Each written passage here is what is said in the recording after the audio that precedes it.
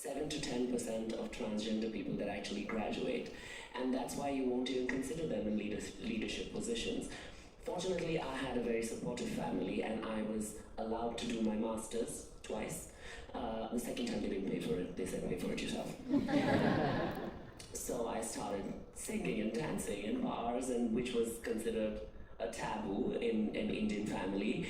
Then I came out to them twice, and then I realized that I'm this maybe a 0.05% of people that have such accepting parents that did not let go of me, or because what will society say? Who is society? Society is you and me, and I think that every child is worth their while, wherever you're from, whatever color, whatever whatever ethnicity, whatever orientation, your child is your child. And I think that when as transgender people, we come in comfort with our true authentic selves, sometimes in our 30s, 40s, even in our 50s.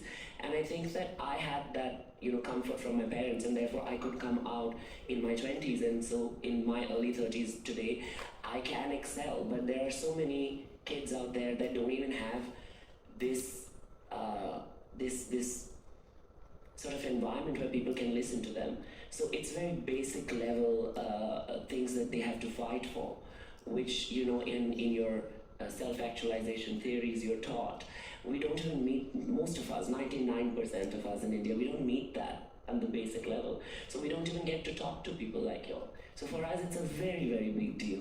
And I would like to thank my sister-in-law, Sana, for inviting me. And I said, if I have to make a trip and cross these 7 seas, at least I'm not swimming to get there, I'll do another show. So, but the thing is that when I do this, I kind of change people's mind through my art. But because I am also an industrial psychologist, I sit on the panels to make policies for organizations, and I make sure that I don't want a seat on your table, I want a new table. And I think that it is time that we accept the fact that diversity is present. So if you don't see me, it doesn't mean that I don't exist.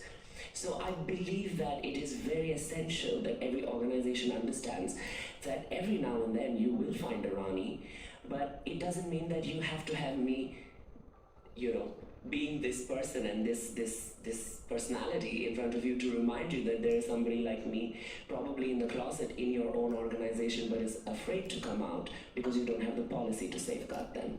And I think it's very important. So what I have done is we've launched, and I just finished my paperwork, so I'm excited.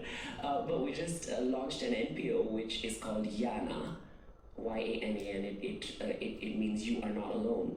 For every transgender child back home in India, and we're going to provide them skill building, and we're going to provide them, and we need all your support actually, to provide them education. We don't want donations. I think we need to educate them so that they can choose what they want to do. And whichever vocation they want to foray into. They could be a media professional, they could be a doctor, they could be a psychologist, they could be a drag queen, they could be whatever they want to be. And I think that is very important when you allow someone to make that choice consciously and don't force them. My parents would have loved for me to be an engineer or a doctor, because I fall in that. I got closest to mental health by becoming a psychologist. That's because I like people and I like to help people. But I realized that I need to do more, and so now what I do is that I combine my degree in psychology and my performance, as a performing artist. And what I do is I'll give you a show, I'll sing you some songs, but then I'll also sit on your board as an external consultant. I love it. Thank you. How wonderful, really amazing quotes there, and I really loved who is society? It's you and me, especially for Asian Americans